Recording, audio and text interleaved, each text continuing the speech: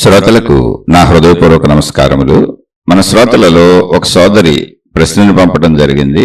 ఆ ప్రశ్న, ఎదుటివారు అనుభవించవలసిన కర్మని మనం వెళ్ళి వాళ్లకు సహాయము చేస్తే వాళ్ళు అనుభవించవలసిన కర్మ అనుభవించకుండా చేస్తున్నాము కాబట్టి మనకు కూడా ఆ కర్మ కొంచెము తగులుతుంది అంటారు.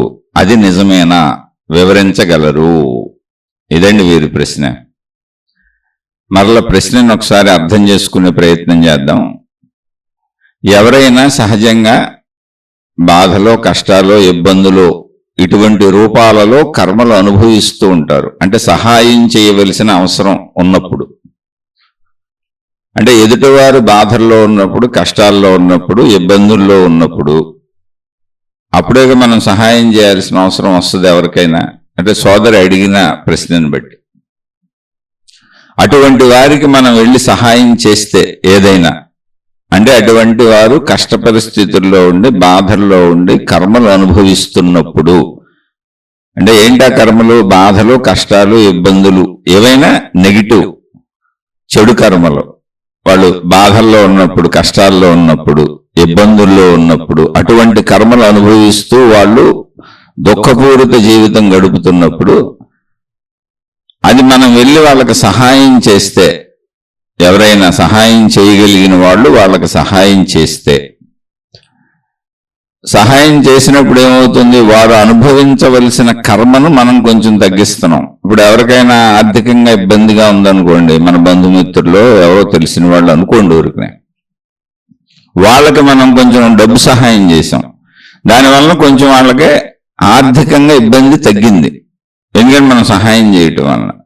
అలాగే శారీరకంగా బాధపడుతున్న వాళ్ళకి కొంచెం మనం చేయగలిగిన సహాయం ఏదో చేయటం వలన, కాళ్ళు నొక్కి పెట్టడమో, ఏదో ఒకటి హాస్పిటల్కి తీసుకెళ్ళడమో, మందులు ఇప్పించటమో, అలా వాళ్ళ కర్మ కొంత తగ్గింది. మొత్తం పోదని కాదు, మనం సహాయం చేసిన మేరకు తగ్గింది. అలా మానసిక సమస్యలు ఉన్న వాళ్ళకి ఏదన్నా మనం ధైర్యం చెప్పి మేము ఉన్నాం పక్కన అనడం వలన కొంత తగ్గింది.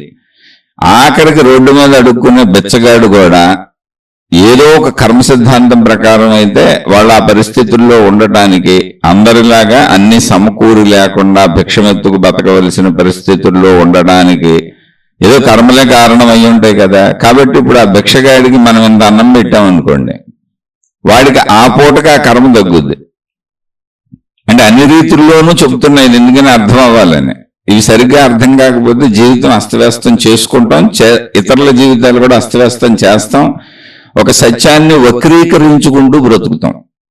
అందుకని నోటికి ఎవరో ఏదొస్తే అది చెప్పినవన్నీ మనం వినేసి నమ్మేయకూడదు. అందులో ఒక సహజత్వం ఉండాలి. ఒక భిక్షగాళ్ళు రోడ్డు మీద ఇప్పుడు అడుక్కున్న భిక్షగాళ్ళు, భిక్షగత్తులు బోల్డు మంది ఉంటారు. అంగవైకల్యం ఉన్నవాళ్ళు ప్రపంచంలో బోల్డు మంది ఉంటారు. అనారోగ్యాలతో ఉన్నవాళ్ళు బోల్డు మంది ఉంటారు. ఆర్థిక ఇబ్బందుల్లో ఉన్నవాళ్ళు బోల్డు మంది ఉంటారు. ఇతరుల చేతుల్లో మోసపోయి జీవితాలు కోల్పోయి ఇబ్బందులు పడుతున్న వాళ్ళు అనేక రకాలుగా బోల్డు మంది ఉంటారు. ఇతరుల చేత మోసగింపబడిన వాళ్ళు ఉంటారు. ఇతరులను మోసగిస్తూ దొరికిపోయి వాళ్ళంతటా వాళ్లే జీవితాలు పాడు చేసుకొని వ్యసనాలకు లోనై, దుర్వ్యసనాలకు లోనై తమను తామే ఇబ్బందులు పాలు చేసుకుని జీవిస్తూ జీవితం గడవక సహాయాలు కోరుకునే వాళ్ళు బోల్డు మంది ఉంటారు. ఇలా అన్ని రకాల వాళ్ళు ఉంటారు ఇక్కడ ప్రపంచంలో.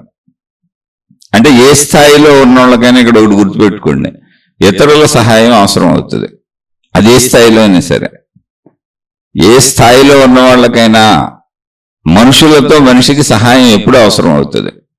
సరే, ఇక్కడ మనం సంబంధం లేని వాళ్ళు సహాయం అన్నప్పుడు సంబంధం లేని వాళ్ళకి ఏదో చేస్తున్నాం, దాన ధర్మాలను సహాయం అనుకోండి సోదరు అడిగిన ప్రశ్నకి. అప్పుడు ఏమైంది? వాళ్ళు అనుభవించవలసిన కర్మను మనం ఎంత సహాయం చేశామో అంత వాళ్ళకి తప్పించాము కదా అనేది సోదరి ప్రశ్న.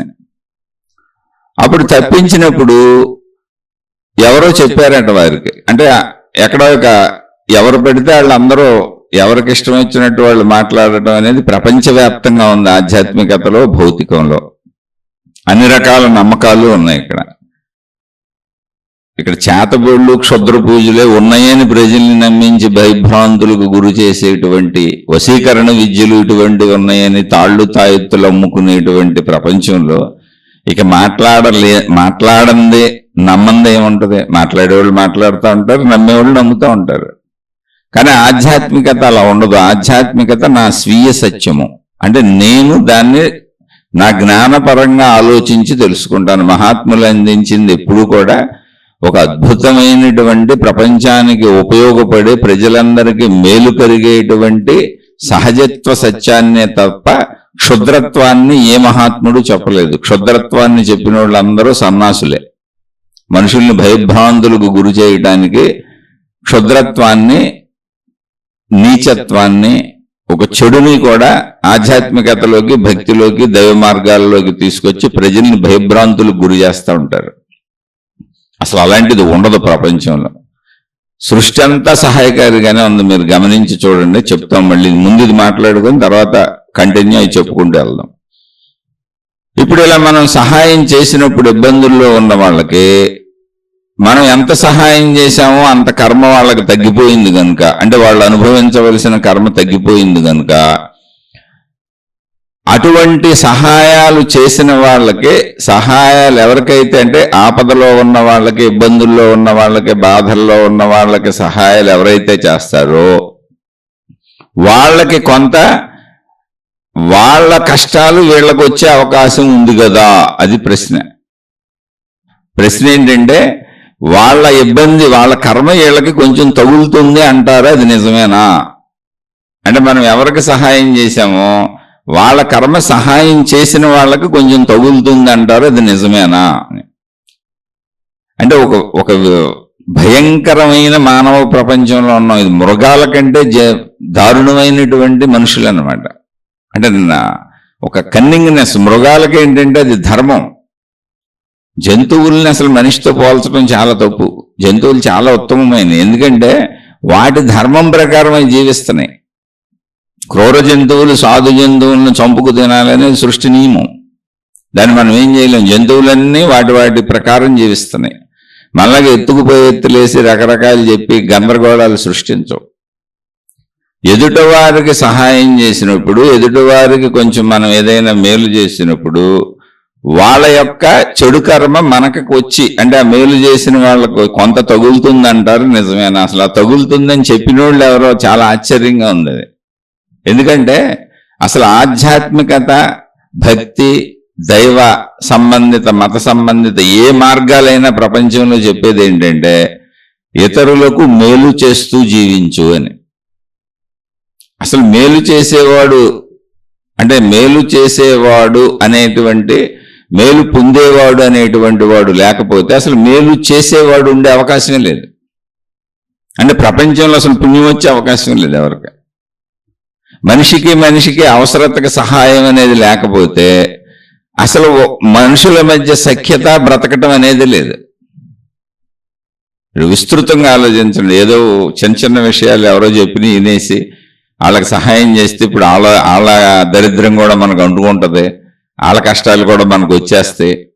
కాదు, అటువంటి కష్ట నష్ట హీన దరిద్రులు, దీనులు, హీనులు ఉంటారు. కాబట్టే అసలు దేవుడని, దేవతని, మతమని ఒక వ్యవస్థ ఏర్పాటు చేసి, అయ్యా అనాథ రక్షకుడు ఆ భగవంతుడే, దీన రక్షకుడు ఆ భగవంతుడే, మీ కష్టాల్లో ఇబ్బందుల్లో ఉన్నప్పుడు ఆ భగవంతుడిని ప్రార్థించుకోండి, రక్షణ వేడుకోండి, కోరుకోండి అని చెప్పి మరి మత మార్గాలు ఏర్పరిచారు. ఎందుకంటే ప్రతి మనిషికి మానసిక బలం ఉండదు, మానసిక బలహీనుడుగా ఉంటాడు మనిషి. ఎందుకని? పరిమిత శరీర భావనలో ఉన్నప్పుడు మనిషికి మానసిక బలం సరిపోదు. ప్లస్ నేను, నాది, నా వాళ్ళని బంధాలతో ఉన్నప్పుడు అస్సలు మానసిక బలం సరిపోదు. ఎందుకు సరిపోదంటే ఇబ్బంది వస్తే సరిపోదు. ఇబ్బంది లేనప్పుడు మానసిక బలాన్ని అహంకారంగా మార్చేసుకుంటారు. తీవ్రమైన అహంకారంతో వెళ్ళిపోతారు సాగిపోతున్నంతసేపు. సాగనప్పుడు మానసిక బలం సరిపోక అందితే జుట్టు, అందపోతే కాళ్ళు స్టైల్లో బతుకుతారు. కానీ సహజంగా ఏ మనిషికి మానసిక బలం సరిపోదా? సరిపోకపోవటం పేరే భయము. మానసిక బలం ఎప్పుడైతే సరిపోలేదో ఒక మనిషికి, అంటే మానసిక బలం సరిపోలేదు అనడానికి గుర్తులు ఒకటే ఏంటంటే, ఒకటి భయము, రెండు ఆదుర్ద, కంగారు, చిరాకు, విసుగు, కోపము, నెగిటివ్ గుణాలు ఏమున్నాయో ఓర్చుకోలేనితనం, వాదోపవాదాలు, చర్చలు, అసత్యాలు ఆడటం, ఇవన్నీ కూడా మానసిక బలం సరిపోనప్పుడు. మానసిక బలవంతులు ఎదుట వాళ్ళు వాదోపవాదాలు చేస్తున్నా కూడా నిశ్శబ్దంగా ప్రశాంతంగా ఉండగలుగుతారు. అది మనోబలం అంటే. అది చేతకానితనం కాదు. మంచివాళ్ళు అనేవాళ్ళు ఎవరో తెలుసా? మానసిక బలం అధికంగా ఉన్నవాళ్ళు. భయంతో మంచి పనులు చేసేవాళ్ళు కాదు. పుణ్యం వస్తుందని మంచి పనులు చేసేవాళ్ళు కాదు. ఎదురు వాళ్ళకి మేలు చేస్తే నాకు మేలు జరుగుద్దని మంచి పనులు చేసేవాళ్ళు కాదు. ఏదో ఒక లాభం ఆశించి మంచి పనులు చేసేవాళ్ళు కాదు. ఏదో ఒక పేరు ప్రఖ్యాతుల కోసం దొంగ నాటకాలుగా మనసులో పెట్టుకొని ఏదో ఒకటి మనం పొందేయచ్చు అని నాటకాలు ఆడుతూ మంచి పనులు చేసేవాళ్ళు కాదు. నిజమైన మంచివాళ్ళు ఎవరంటే హృదయంలో వాళ్ళు మంచివాళ్ళు అంతే. ఏది చేసినా హృదయపూర్తిగా చేస్తారు. మాట మాట్లాడినా హృదయపూర్తిగా ఉంటుంది. అది అనుభవించిన వాళ్ళకి తెలుస్తుంది మంచితనం అనేది. నాటకాలు ఆడే వాళ్ళకి తెలియదు. ప్లస్ రోడ్డు మీద అన్ని మాటలు వినడం మొదలు పెట్టాము అంటే అసలు ప్రపంచంలో లేనిదే లేదు. దిష్టి తీసి రోడ్ల మీద పోస్తారు. ఏం లేదు చెప్పండి. ఇక్కడ దిష్టి తీసి కోడిగుడ్లు రోడ్ల మీద పగలగొడతారు, కొబ్బరికాయలు పగలగొడతారు, నిమ్మకాయలు వేస్తారు, కర్పూరాలు వేస్తారు, ఆరతలు అద్దేసి రోడ్ల మీద బారేస్తారు, ఎండుమిరపకాయలు నిమ్మకాయలు కట్టేసి రోడ్ల మీద బారేస్తారు. దుకాణదారులు, షాపులోళ్ళు, మామూలు ఇళ్ళు ఎన్ని రకాలు చేస్తుంటారు తెలుసు. అసలు అవన్నీ చెబితే కూడా వీళ్ళకి ఎవరు నేర్పారు అని అంత ఆశ్చర్యం వేస్తుంది. నేను అడిగాను రోడ్ల మీద పారేసేవాళ్ళు అందరినీ, అసలు రోడ్ల మీద వేస్తున్నారు కదా, ఎందుకని రోడ్ల మీద వేస్తున్నారు? పోనీ ఎక్కడన్నా మీ ఇంట్లో ఒకమూల చెత్తగా కుండీలు వేసుకోవచ్చు. కానీ కాదు, రోడ్ల మీద వేస్తే ఆ రోడ్డు మీద వెళ్ళిపోయే వాళ్ళందరికీ తగిలి అందరూ పంచుకుపోతారండి దాన్ని.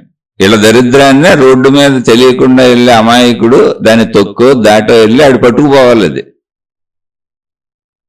లేదా మొక్కల్లో పోస్తున్నారు కొంతమంది. ఏంటంటే ఆ మొక్కలు తీసుకుంటాయండి, అవి చచ్చిపోవాలి. ఇప్పుడు అసలు ఈ మనస్తత్వం ఉన్న వాళ్ళని మీరు ఆలోచించండి. ఊరికనే ఏ సంబంధం లేదు. మన కర్మఫలం మనకేదో దరిద్రం ఉంది, బాధ ఉంది, కష్టం ఉంది, అది ఎవరికైనా ఉంటుంది, సహజం. అది ప్రపంచంలో నాకు కూడా బోల్డు బాధలు ఉన్నాయి. దానికి నేనేదో నాకు శనిపెట్టేసింది అనుకోవట్ల. సృష్టిలో రెండే ఉంటాయి, సుఖము దుఃఖము అంతే. అది ఎప్పుడు మారి మారి వస్తూ ఉంటుంది ఎవరికైనా. అది మనకి నిరంతరం సుఖాలు కోరుకోవటం వలన అడ్డదారుల్లో ఎత్తుక్కుంటున్నాం. నాకు ఎందుకు కష్టాలు వచ్చేస్తున్నాయి, నాకు సుఖాలు రావా అనే దానికి అడ్డదారులు ప్రయత్నిస్తున్నాం. ఆ అడ్డదారులకి చాలా మంది మళ్ళీ మన మోసం చేయడానికి అడ్డదారులు పెట్టు కూర్చున్నారు. లేదు లేదు, ఇవన్నీ మార్చేయచ్చు, ఇవన్నీ కర్మ ఫలితాలు, ఇవన్నీ మొత్తం గ్రహస్థితి గతులు తప్పించేయచ్చు, విశ్వాన్ని అనుకూలంగా మళ్ళీ చేసుకోవచ్చు అని చెప్పి వాళ్ళు రకరకాలు పెట్టు కూర్చున్నారు. నిమ్మకాయలు కాడి నుంచి చిన్న దారాలతో మొదలు పెట్టారు. ఇక ఎదుటోడి నమ్మకాన్ని బట్టి, ఎదుటోడి డబ్బును బట్టి, ఎదుటోడి స్థాయిని బట్టి అంత దూరమైనా తీసుకెళ్తున్నారు. ఇది ఇంతకీ ఎవరు తప్పు అంటే, ఎప్పుడు మోసం చేసేవాడు తప్పు ఉండదు, మోసపోయేవాడిదే తప్పు ఉంటుంది. మరి మీరు ఏదో వెళ్తున్నారు ఏ ట్రైన్లోనో, మీ సూట్ కేసు బ్యాగ్ కొట్టేశారంటే అర్థం ఏంటి? దాన్ని జాగ్రత్తగా పెట్టుకోలేదని. ఇంట్లోనే అంతే, ఎక్కడైనా అంతే. మోసం చేసేవాడిది ఎప్పుడు తప్పు ఉండదు. అసలు మోసపోయేవాడిదే తప్పు ఉండదు. ఎందుకంటే నీ వస్తువును నువ్వు జాగ్రత్త పెట్టుకోవాలి. మోసం ఎప్పుడూ ఉంటుంది ప్రపంచంలో. ప్రపంచంలో అసలు మోసం అంటే ఉంది, అందరం చచ్చిపోతాం. ఉంటామా? మరి చావు అనేది మనకు ఉందిగా. అలా చూస్తే అసలు సృష్టి మనల్ని చంపేస్తుంది. సృష్టి కంటే కఠినమైంది, దారుణమైంది ఎవరుంది? ఆ సృష్టి శక్తిని దేవుడు, దేవత, మహిమ, మాయ, అద్భుతం, ఆధ్యాత్మికత, విశ్వశక్తి, సృష్టి శక్తి, ఆత్మశక్తి అని చెప్పుకుంటున్నాం. కానీ అది ప్రతి మనిషిని చంపేస్తుంది, ప్రతి జంతువుని చంపేస్తుంది. చావక తప్పదు. జాతస్య మరణం ధ్రువం. అలా చూస్తే అసలు కఠినత్వం దాని తర్వాతే ఏదైనా. ఇక్కడ బ్రతకాలనుకున్న వాళ్ళు ఎవరి వాటిని వాళ్ళు జాగ్రత్త పెట్టుకోవాలి. వస్తువులు కావచ్చు, శీలం, క్యారెక్టర్ కావచ్చు, బుద్ధులు కావచ్చు, గుణాలు కావచ్చు, స్వభావం కావచ్చు, నమ్మకాలు కావచ్చు, విశ్వాసాలు కావచ్చు, నీకు సంబంధించిన సమస్తాన్ని నువ్వే జాగ్రత్త పెట్టుకోవాలి జ్ఞానంతో సహా. లేదు ఇలాంటివన్నీ ఇప్పుడు సోదరు అడిగిన ఇలాంటివన్నీ వాళ్ళు చెప్పినాయి, వీళ్ళు చెప్పినాయి, ఇప్పుడు సహాయాలు కూడా ఆపేసే ప్రశ్న ఇది. ఎవరికన్నా సహాయం చేస్తే వాళ్ళ దరిద్రం మనకు అనుకుంటుంది కదా, వాళ్ళ కర్మ మనకు అనుకుంటా, ఎంతో కొంత మనకి తగులుతుందంట కదా, నిజమేనా అంటే ఇంకెవడో ఇప్పుడు సహాయం చేయరు, రేపు మనకు చేయరు, మనం ఎవరికో చేయటం దేవుడు ఎరుగు. ఎందుకని అసలు సహాయం అవసరం లేనివాడు ఎవడున్నాడు చెప్పండి భూమి మీద? భూమి మీద జీవించే మనిషికి మీరు విశాలంగా ఆలోచించండి, సహాయం అవసరం లేని వ్యక్తి ఎవరో. ఇప్పుడు భార్యకి భర్త సహాయం కావాలిగా శారీరక సుఖానికి, భర్తకి భార్య సహాయం కావాలిగా శారీరక సుఖానికి. అప్పుడు వీళ్ళు శారీరక సుఖం తీర్చుకుంటూ ఒకరికొకరు సహకరించుకుంటున్నారు కాబట్టి వాళ్ళ కర్మలకి వీళ్ళ కర్మాలకి వెళ్ళిపోద్దా? ఇప్పుడు పిల్లలకి తల్లిదండ్రుల సహాయం కావాలిగా, పెంచాలిగా. ఆ సహాయాలను బాధ్యతలు అన్నారు కుటుంబ వ్యవస్థలో. బాధ్యతలని లేని చోట దాని సహాయం అని పేరు పెట్టారు, కానీ అది మొత్తం సహాయమే. బాధ్యతలని మనం పెట్టుకున్నాం, నియమ నిబంధనలు ఏర్పరుచుకున్నాం. ఒకప్పుడు లేవు, జంతు ప్రపంచంలో ఇప్పుడు కూడా లేవు అవి. ఒకప్పుడు మనం జంతు ప్రపంచంలో నుంచి వచ్చాం.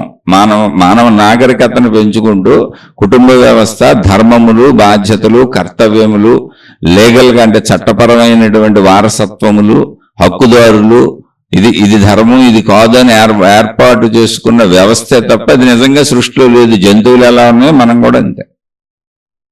చట్టము, న్యాయము, ధర్మము సృష్టి ఏర్పాటు చేయలే, మనుషులు ఏర్పాటు చేసుకున్నారు.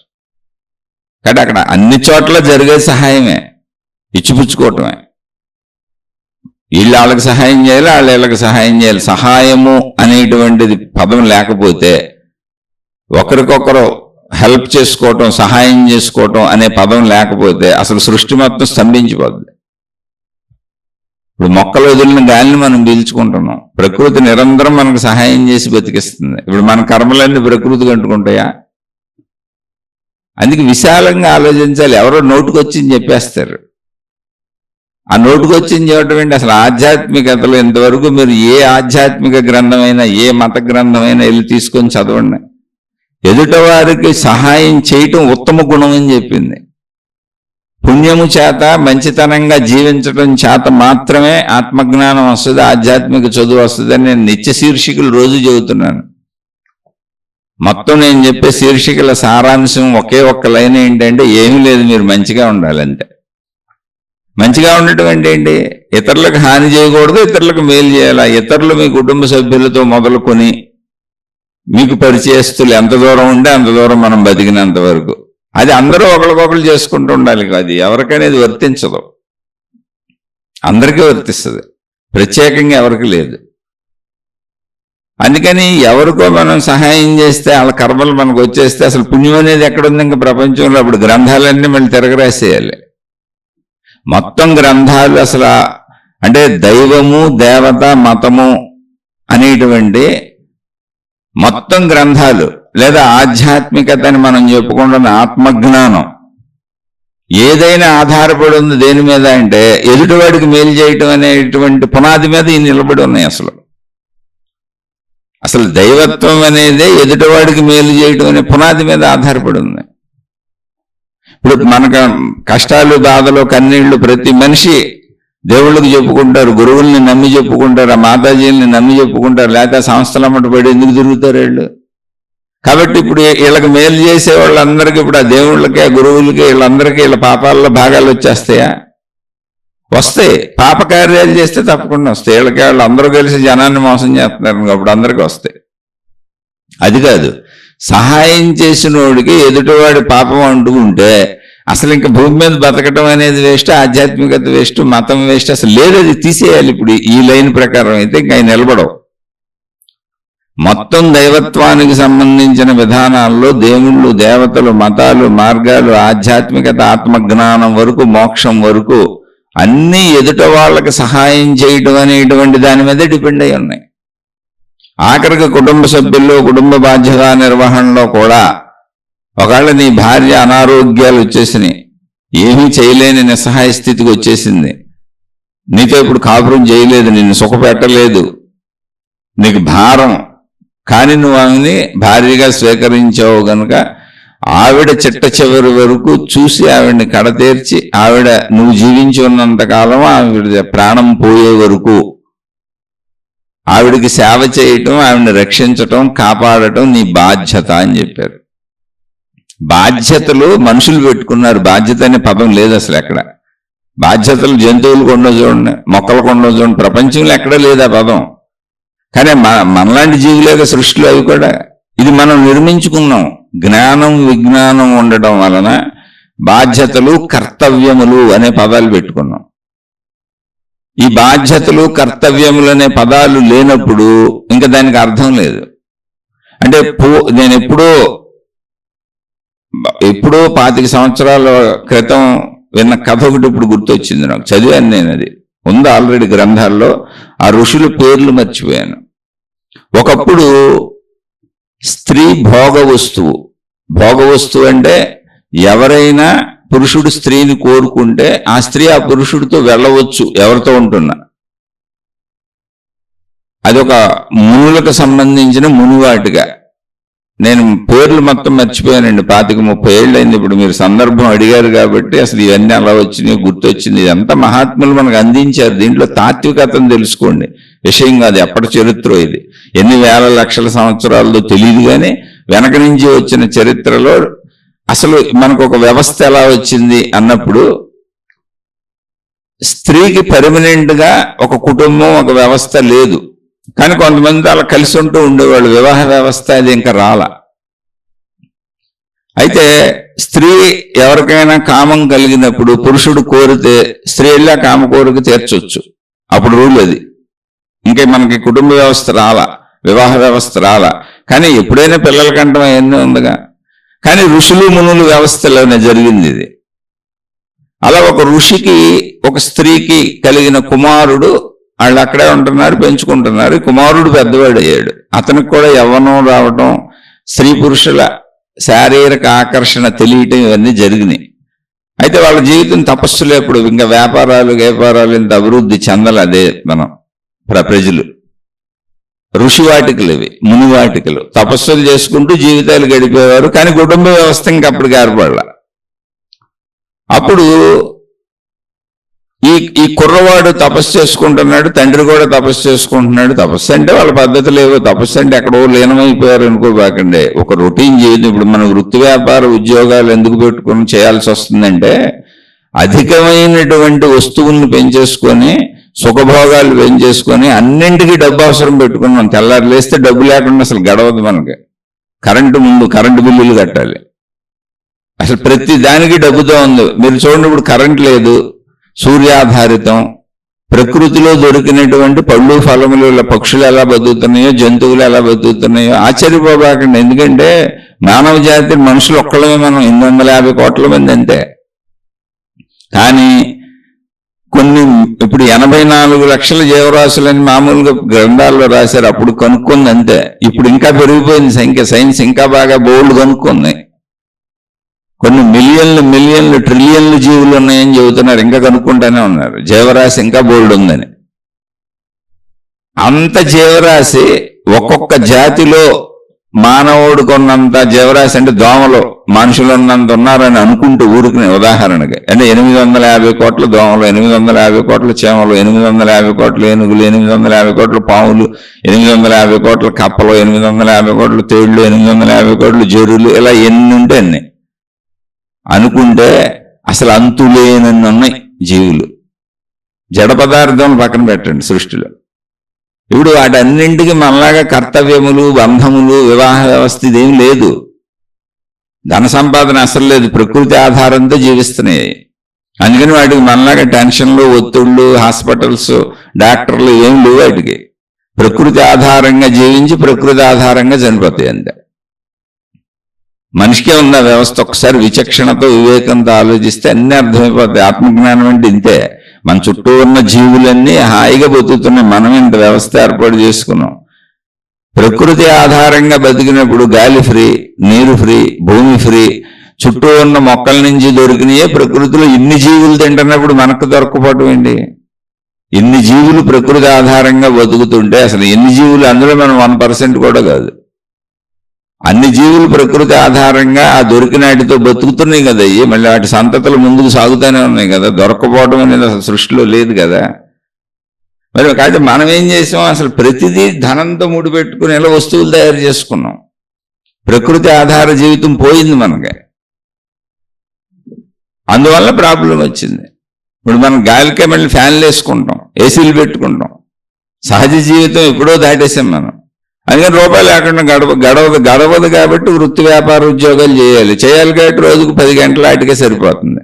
ఇంకా చాలా వాళ్ళు అయితే దుకాణదారులు, వ్యాపారస్తులు అయితే పొద్దున్నే వెళ్ళిపోయి అర్ధరాత్రి వరకు అక్కడే కూర్చుంటారు. ఇక నిద్రా సమయం తప్ప మిగిలిన సమయం అంతా పిల్లల్ని వదిలేసి తిరుగుతూ ఉంటారు. బోల్డ్ మంది ఆడవాళ్ళు కూడా ఉన్నారు, మొగుళ్ళని వదిలేసి తిరుగుతూ ఉంటారు. ఏం తప్పదు, డబ్బు సంపాదించుకోవాలి. వృత్తి వ్యాపార ఉద్యోగం అది మనమే ఏర్పాటు చేసుకున్నాం. తెల్లారు లేస్తే డబ్బు కావాలి. మా చుట్టాల్లో ఒక ఆయన ఉన్నాడు, ఆయన దుబాయ్లో ఉంటాడు.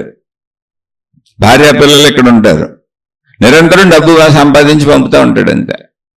ఏదైనా ఫంక్షన్లో ఉన్నప్పుడు ఇంట్లో వాళ్ళు ఏదైనా సంవత్సరంకి ఒకసారి 2 సార్లు చూసి మళ్ళీ ఏమిటి వెళ్ళిపోతుంటాడు. అలాంటి వ్యక్తులు నాకు బోల్డ్ మంది తెలుసు. పెళ్లి చేసుకొని భార్య పిల్లల్ని ఇక్కడ వదిలిపెట్టేసి ఇతర దేశాలకు వెళ్ళి బతుకుతున్న స్త్రీలు ఉన్నారు, పురుషులు ఉన్నారు. అక్కడి నుంచి డబ్బు సంపాదించి పంపుతున్నారు. అంటే మనం అసలు ఎలాంటి జీవితాన్ని ఏర్పాటు చేసుకున్నాం, మిగిలిన ప్రకృతిలో జీవులు ఎంత హాయిగా బతుకుతున్నాయి అనేది ఒకసారి చూసుకోండి. మనమే మన జీవితాన్ని నరకం చేసేసుకున్నాం. మళ్ళీ ఆ నరకంలో ఎన్ని ఊహలు పెట్టుకున్నాం చూడండి. ఇప్పుడు ఈ ప్రశ్నలన్నీ ఊహలే. అసలు ఈ భక్తి ఊహే, మతం ఊహే, దేవుడు ఊహే, దేవత ఊహే, ఇవన్నీ ఊహలే. ఆధ్యాత్మికత, ఆత్మజ్ఞానం అనేది పేర్లు పెట్టుకున్నాం తప్ప అది మన గూర్చిన సంపూర్ణత అంతే. నా గూర్చి నేను తెలుసుకోవటం, నన్ను నేను తెలుసుకోవటం అంతే. నా సంపూర్ణతను నేను తెలుసుకునే ప్రయత్నం చేస్తాను అంతే. అంతకు మించి అందులో ఏం లేదు. అందుకని డబ్బు పరంగా మనం పూర్తిగా ఇప్పుడు పనిచేస్తే తప్ప, 24 hours జీవితాన్ని అంకితం చేస్తే తప్ప డబ్బు సంపాదించుకోలేం. సంపాదించింది మళ్ళీ తెచ్చుకొని వండుకొని తిని తొంగొని పడుకుంటే పొద్దున్నే మళ్ళీ వెళ్ళిపోవాలి. మామూలు ఇప్పుడు జంతువుల కంటే అన్యాయంగా ఉంది మన జీవితం. జంతువులు చాలా స్వేచ్ఛగా హాయిగా బతుకుతున్నాయి. చూసుకోండి, పరిశీలించి. ఇప్పుడు అది పూర్వపు ఋషులు మునులు ప్రకృతి ఆధారంగా జీవించేవాళ్ళు. అసలు ఏ వాళ్ళు అలవాట్లు మనలాగా అలవాట్లు ఏమి లేవు, అన్ని ఫ్రీ. ఆ కావలసిన వివరణాలు వాళ్ళే పక్కన పండించుకునేవాళ్ళు అంతే. ఇంకా ఏ అలవాట్లు లేవు వాళ్ళకి. అసలు కరెంటు లేదు, ఎవరికై బిల్లు కట్టక్కర్లేదు. అలా జీవించేవాళ్ళు.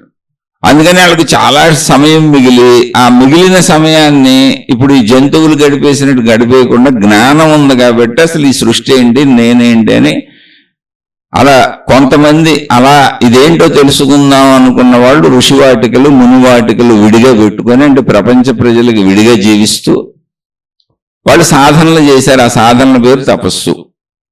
అంటే నేనేంటి, సృష్టి ఏంటి, ఈ సృష్టికి నాకున్న సంబంధం ఏంటి, నా సంపూర్ణత ఏంటి, వాళ్ళు తెలియజెప్పింది మనకు వచ్చిన ఆధ్యాత్మిక జ్ఞానం, ఆత్మజ్ఞానం. వాళ్ళ ద్వారా వ్యవస్థీకరించబడినటువంటి వ్యవస్థ, మతములు, మార్గములు, దేవుళ్ళు, దేవతలు, ఇవన్నీ కూడా స్కూల్స్ లాంటివి.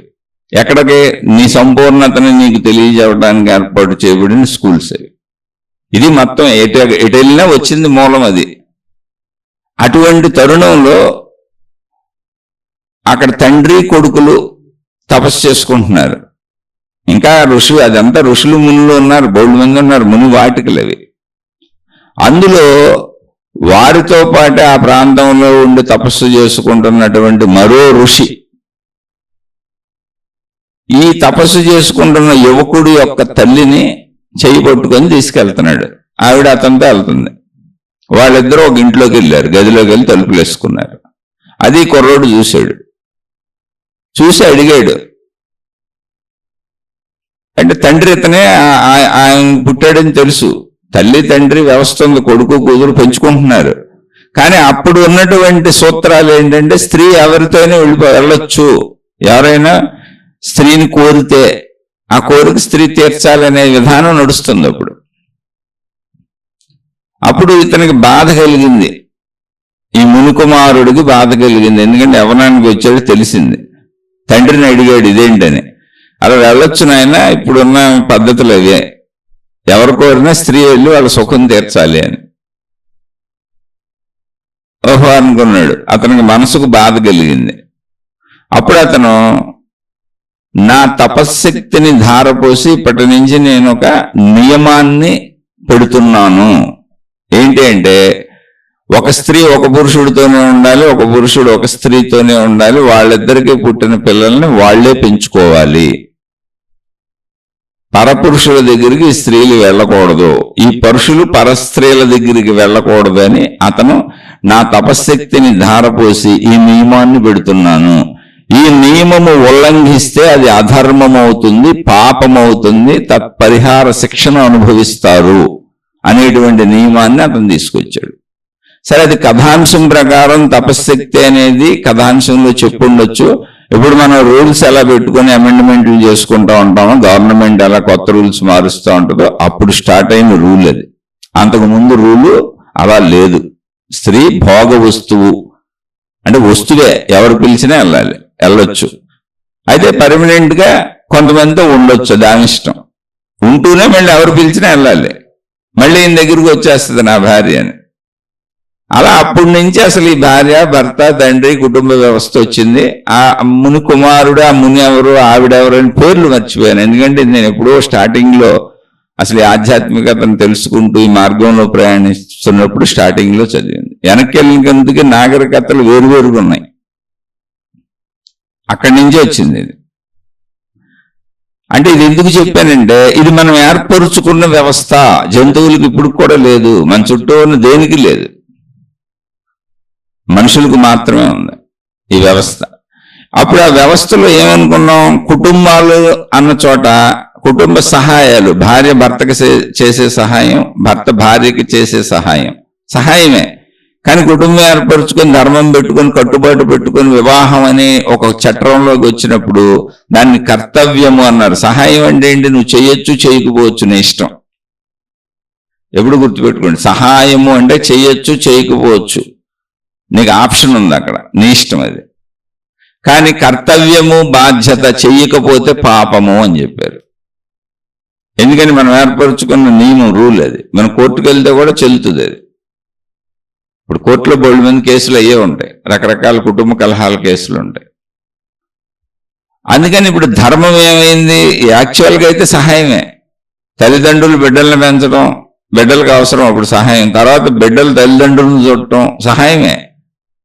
కానీ కన్నది వీళ్లే కనుక, కని పెంచారు కనుక మళ్ళీ తర్వాత వీళ్ళు వాళ్ళకి చేయటం, వాళ్ళు వీళ్ళకి చేయటం అనేది ధర్మములుగా మనం ఏర్పాటు చేసుకున్న కుటుంబ వ్యవస్థ ఉన్న చోట ఇవన్నీ చెల్లుబాటు అవ్వాల్సిందే, బాధ్యతలు, కర్తవ్యములు, ధర్మములు.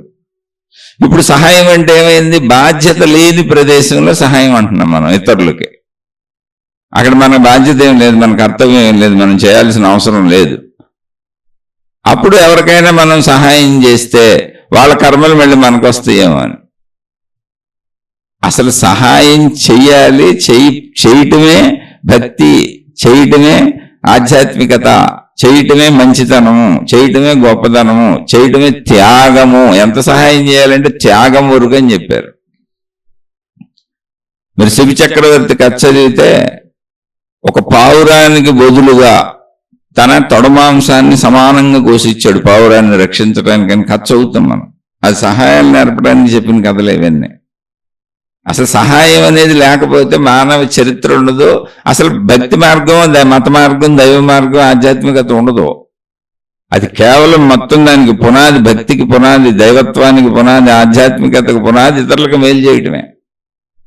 వాళ్ళ కర్మలు మనకెందుకు వస్తాయి? కర్మ సిద్ధాంతం అనేది ఏంటి అంటే ఇది వైపరీత్య ధోరణిలో ఉన్నవాళ్ళు, ఒక విపరీత వాదనలో ఉన్నవాళ్ళు, ఒక విపరీత మనస్తత్వం అంటే క్షుద్రత్వం ఎక్కువ ఉంటుంది వాళ్ళలో. క్షుద్రత్వం అంటే ఏంటి, చెడు బుద్ధులు ఎక్కువ ఉంటాయి, స్వార్థం ఎక్కువ ఉంటుంది. వాళ్ళు ఇలా చెప్తారు ఇలా గ్యారంటీగా చెప్తారు.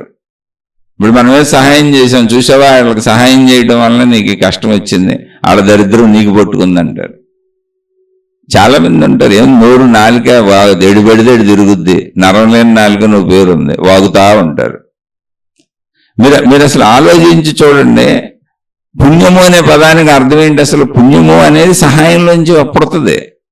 పుణ్యం లేకుండా అసలు భక్తి ఎక్కడుంది, దేవుడు మతం ఎక్కడుంది, ఆధ్యాత్మికత ఎక్కడుంది? అర్థం కూలిపోయింది, కుప్ప కూలిపోయింది, ఇంక ప్రపంచ చరిత్ర కూలిపోయింది, జంతు ప్రపంచం అయిపోద్ది.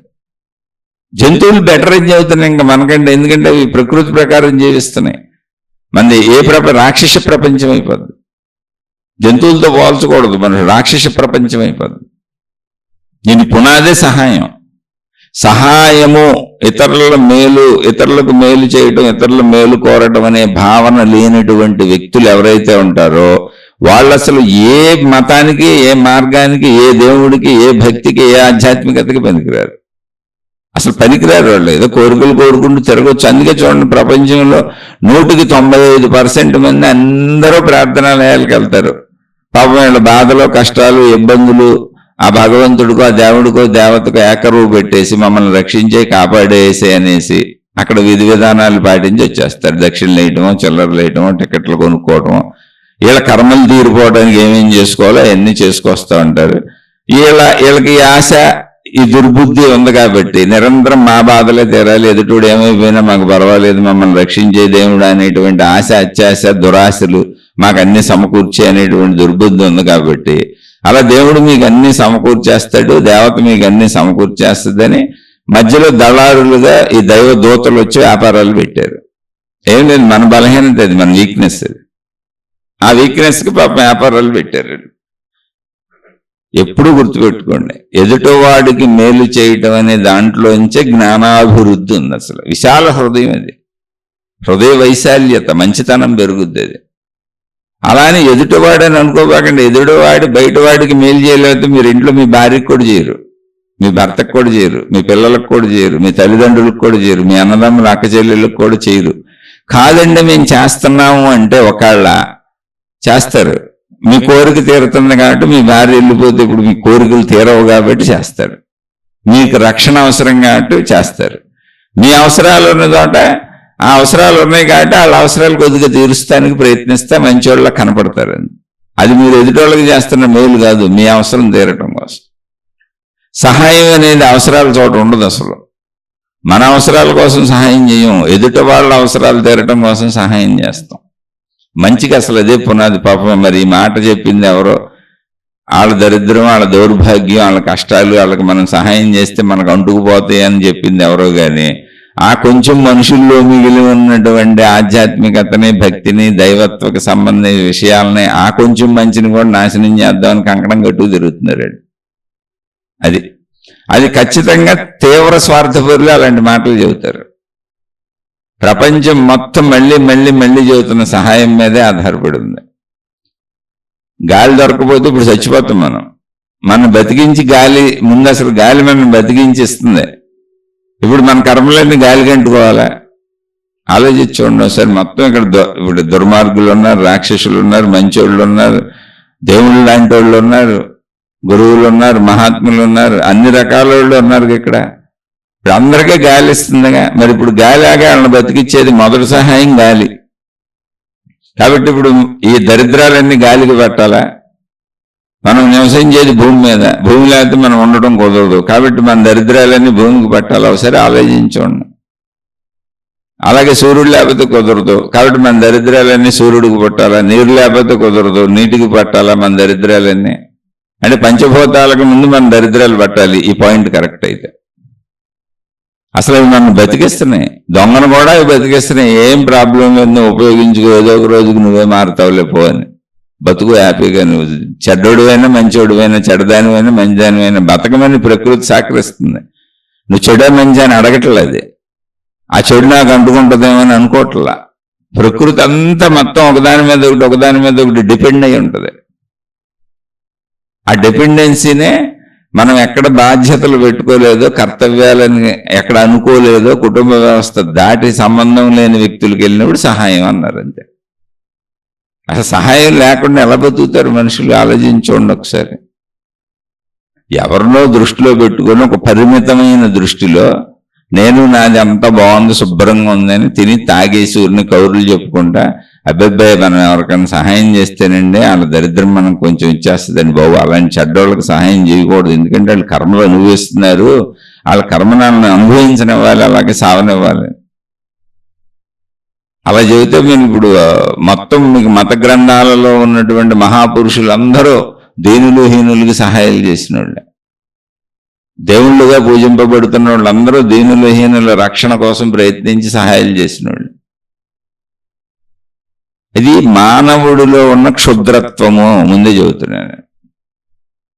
మీరు అసలు సహాయం లేకుండా ఎలా బతుకుతారు చెప్పండి? పంచభూతాల సహాయం లేకుండా భూమి మీద బతకడం కుదురుద్దా? చెట్ల గాలి వదులుతాయి ఆక్సిజన్, మనం వదిలేసిన కార్బన్ డైఆక్సైడ్ పీల్చుకుంటాయి. ఆహార పదార్థాలు ఇచ్చేది చెట్లు, దానికి అవసరమైన పంచభూతాలు. మళ్ళీ అవన్నీ ఎంతోమంది పండించి వాటిని ఉత్పత్తి చేసి మార్కెట్కి తెచ్చి అవన్నీ మనం అందుబాటులో కొనుక్కోగలిగిన ధరలకు అమ్ముతూ ఉంటే అవన్నీ కొనుక్కొని మనం బతుకుతున్నాం. ఇలా ఒకళ్ళ మీద ఒకళ్ళు ఆధారపడి బతికేదంతా సహాయమే చూస్తే ఉండేది అందులో. కానీ మధ్యలో మనం డబ్బుని ఒక మీడియా పెట్టుకున్నాం కనుక అది సహాయంగా లేదంటే అనిపించట్లేదు. ఎవరో పాపం చెప్పాక ఆ ఉన్న కొంచెం మంచితనాన్ని నాశనం చేయడానికి కంకణం కట్టుకున్న బ్యాచ్ అది. అంటే ఎవరికి వాళ్ళు సహాయాలు చేయరు. అందుకని ఎవరైనా సహాయం చేస్తుంటే కూడా ఇప్పుడు వాళ్ళకి మేము సహాయం చేయడం లేదు కదా అని అనిపించి ఇలాంటివి రూమర్స్ సృష్టిస్తున్నారేమో. కానీ భక్తి మొత్తం మీరు వెళ్ళి మళ్ళీ మత గ్రంథాలు చదువుకోండి, నేను చెప్పానని నమ్మకండి. మొత్తం మత గ్రంథాలు చదువుకోండి, దైవ గ్రంథాలు చదువుకోండి, భక్తి గ్రంథాలు చదువుకోండి, దైవీ సంబంధిత ఏ విషయమైనా చదువుకోండి. కొంచెం జ్ఞానం తెలిసిన పెద్దల్ని ఎవరినన్నా అడిగి చూడండి. లేదా ఒక మామూలు మనిషిగా మీ మనసుతో ఆలోచించండి. అసలు ఇతరుల సహాయం వదిలేండి. ఇప్పుడు మీరు ఎవరికి సహాయం చేస్తే ఆ కర్మ మనకు వస్తుంది అనుకుంటున్నామో ఆ పరిస్థితుల్లో మనం ఉంటే మనకెవరూ సహాయం చేయకపోతే వాళ్ళ కర్మ మనకు అంటుకుంటుందని మన పరిస్థితి ఏంటి? ఎప్పుడైనా ఆలోచించేటప్పుడు ఎదుటివాడి స్థానంలో కూర్చొని ఆలోచిస్తే సరైన ఆన్సర్ వస్తుంది. ఇప్పుడు సహాయం పొందాల్సిన స్థితిలో మనం ఉన్నాం. విపరీతమైన బాధల్లో, కష్టాల్లో, ఇబ్బందుల్లో, దీనుల్లో, హీనులు, రోడ్ల మీద ఎట్టా ఉన్నారో అట్ట ఉన్నాం. ఇప్పుడు మన కర్మ వాళ్ళకి అంటుకుంటుందని మనకు ఎవరూ సహాయం చేయట్లే. అప్పుడు మన పరిస్థితి ఏంటి చెప్పండి? అసలు అప్పుడు సహాయం చేయాలొద్దా? ఒక ప్రశ్నకి ఆన్సర్ కరెక్ట్గా రావాలంటే ఆ ప్లేస్లో మనం కూర్చుంటే సరిపోదు. సహాయం మనకు అవసరమా కాదా? ఇప్పుడు జనం సహాయం చేయాలని కోరుకుంటామా కోరుకోమా? ఏ దేవుడు అండి ఎదుటోడికి మేలు చేస్తే శిక్షలేసి దేవుడి ప్రపంచం ఎవడో లేడండి. దేవుడు అనేది ఉన్నా, దేవత అనేది ఉన్నా, ఆధ్యాత్మికత అనేది ఉన్నా, జ్ఞానం అనేది ఉన్నా చెప్పేది ఒకటే, ఎదుటివాడికి మేలు చేయటమే. పరోపకారాయ పుణ్యాయ పాపాయ పరపీడనం అని చెప్పారు. మొత్తం మనకు అద్భుతమైన ఆధ్యాత్మిక సాహిత్యాన్ని ఈ దేశంలో అందించింది వేదవ్యాస మహర్షి. దాని నుంచి అనేక చీలికలు పేలికలుగా అనేక రకాలుగా అయిపోయి మొత్తానికి మూలమైన వేదవ్యాస మహర్షి నుంచి తీసుకొని అనేక మంది అనేకం రాసుకుంటూ పోతా ఉంటారు. మూలం ఆయనే. అంతకు ముందు కూడా ఉన్నాయి, కానీ మనకు మూలంగా ఒక వ్యవస్థీకృతం చేసి ఒక పద్ధతిలో ప్రజలకు అర్థమయ్యేలా తీసుకొచ్చింది ఆయన వేదాల నుంచి అన్నిటినీ.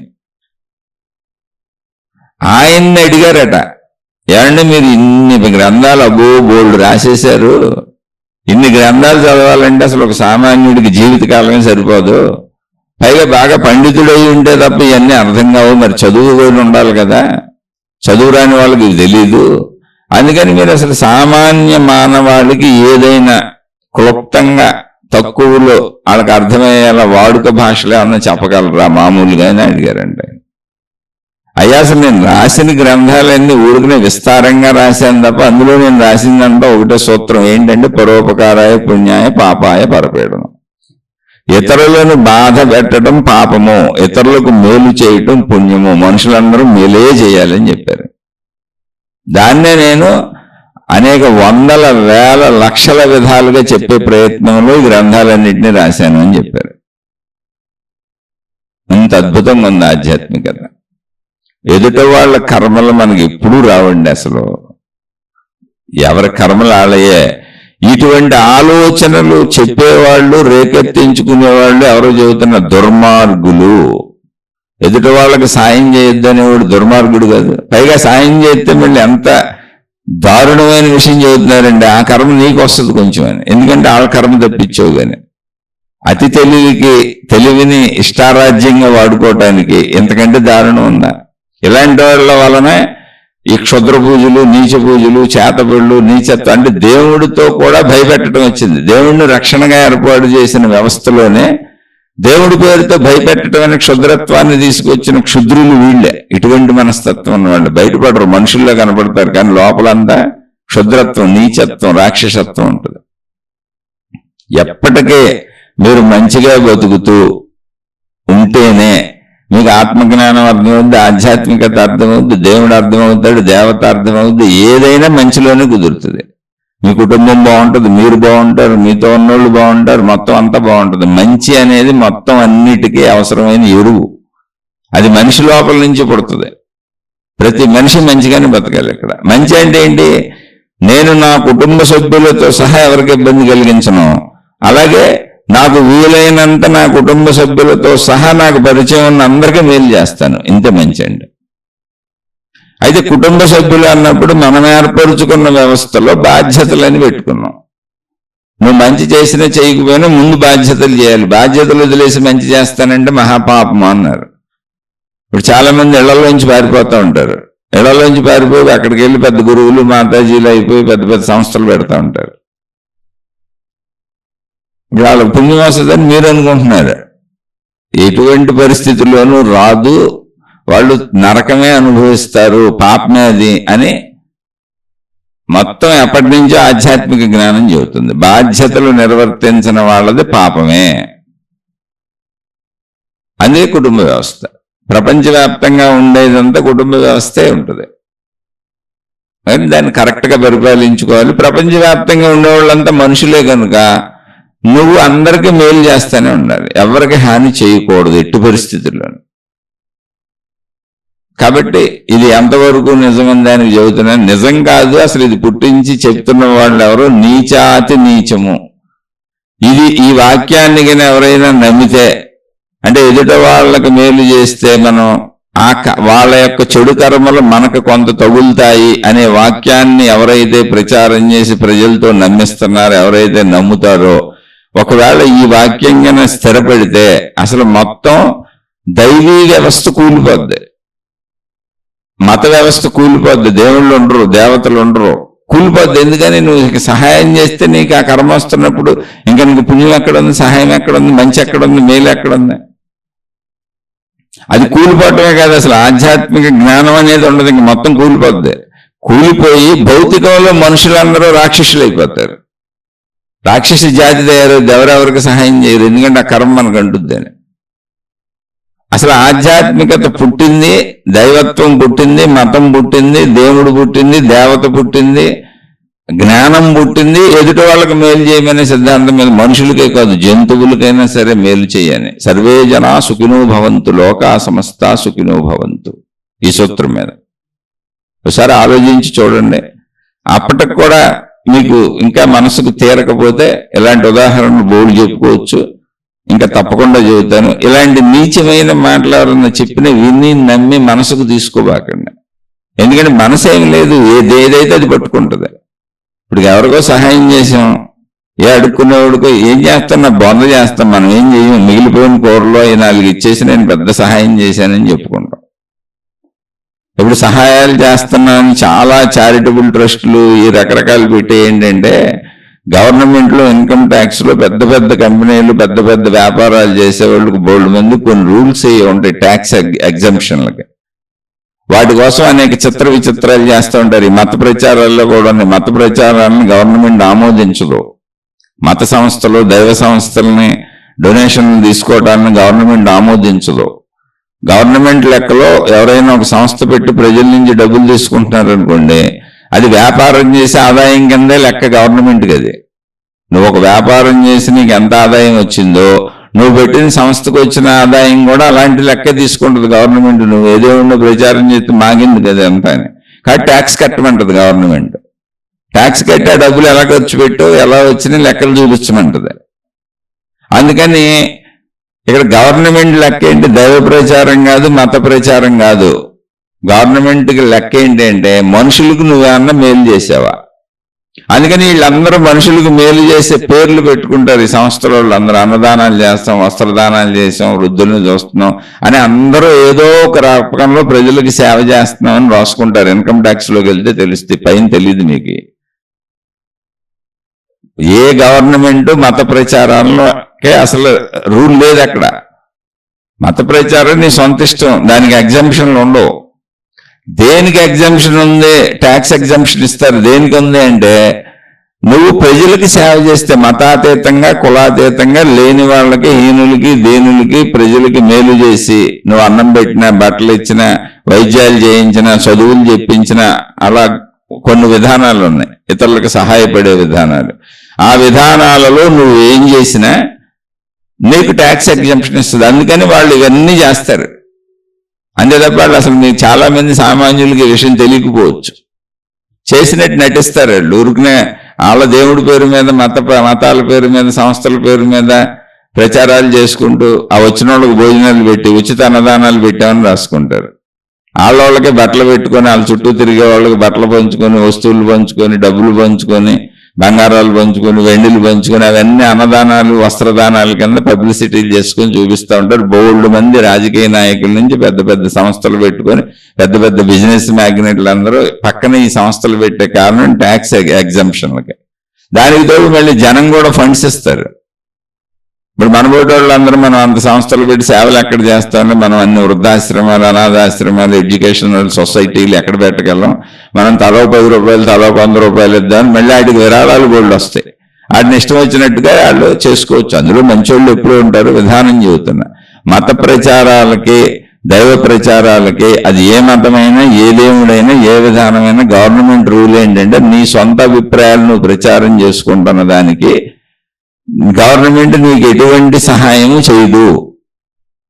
అది నీ ఇష్టం. వృత్తి వ్యాపార ఉద్యోగాలు చేసుకుంటున్నట్టు నువ్వు మత ప్రచారం చేస్తుంటే దైవం లెక్క, గవర్నమెంట్ లెక్కలో నువ్వు ఒక వృత్తి చేసుకొని డొనేషన్లు తీసుకుంటున్నావా, డొనేషన్ అంతా నీకు ఆదాయం కింద లెక్క. నువ్వు ఆదాయం సంపాదించావు, ఇంత ఆదాయం వచ్చింది, నువ్వు ఈ సంస్థ పేరు పెట్టి, దేవుడి పేరు పెట్టి, మతం పేరు పెట్టి నువ్వు ఇంత డొనేషన్లు ప్రజల నుంచి వసూలు చేసావు కాబట్టి ఇది నీకు ఆదాయం. ఈ ఆదాయానికి లెక్క చెప్పమని అడుగుద్ది. లేదండి నేను అలా చేయట్లేదండి, మత ప్రచారాలు చేయట్లేదండి, దైవ ప్రచారాలు చేయట్లేదండి, మేము ప్రజలకు అన్నదానం చేసామండి, వస్త్రదానం చేసామండి అని 4 జతలు బట్టలు పెంచి ఫోటోలు తీసుకొని అవి రాసుకుంటారు అందరూ. మీరు వెళ్ళి కావాలంటే ఇన్కమ్ ట్యాక్స్ డిపార్ట్మెంట్లోకి వెళ్ళి అడిగితే మీకు ఈ రూల్స్ అన్ని చెబుతారు. దానికోసం అనేక మంది సంస్థలు పెట్టి మేము సేవలు చేస్తున్నామని చెబుతారు. ఎవరు చేస్తారు? ఏం లేదు, వాళ్ళ మతాలు, వాళ్ళ ప్రచారాలు, వాళ్ళ దగ్గరికి వచ్చిన వాళ్ళకి ఏదైనా 4 భోజనాలు పెట్టి ఆ భోజనాలన్నీ అందులో రాసుకుంటారు. దీనులకి హీనులకి మేము సేవలు చేస్తున్నాం, మతాతీతం కులాతీతం మేమందరం అని చెప్పుకుంటారు. కానీ వాళ్ళు చేసేది మత ప్రచారాలు, దైవ ప్రచారాలే. వాళ్ళు రాసుకునేది అలా అన్నిటికీ ఉన్న పెద్ద పెద్ద సంస్థలన్నీ ట్యాక్స్ ఎగ్జంప్షన్ కోసం వాళ్ళు పెట్టుకుంటారు. ఏదో మేలు చేస్తున్నట్టు. మేలేం ఉండదు అక్కడ. ట్యాక్స్ ఎగ్జంప్షన్ ఇస్తుంది గవర్నమెంట్. పైగా బయట వాళ్ళ నుంచి కూడా డొనేషన్లు తీసుకోవచ్చు. అలా నేను అందరూ తప్పని అంటలేదు. అసలు గవర్నమెంట్లోని చట్టం ఉందని చెబుతున్నాను. గవర్నమెంట్లోనే ఇతరులకు మేలు చేస్తేనే మీకు ట్యాక్స్ ఎగ్జంప్షన్ ఇస్తామనే చట్టమే ఉంది గవర్నమెంట్లో. అది మేలు.